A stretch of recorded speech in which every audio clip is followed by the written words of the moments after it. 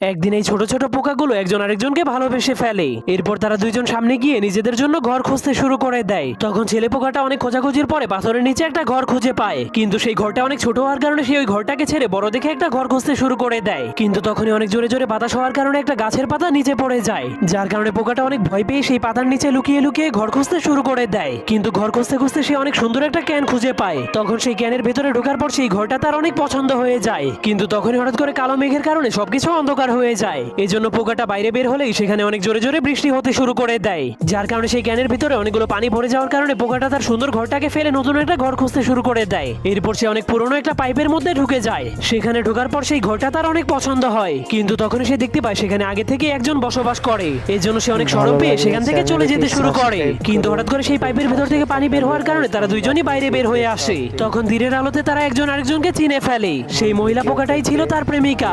এরপর তারা জঙ্গলের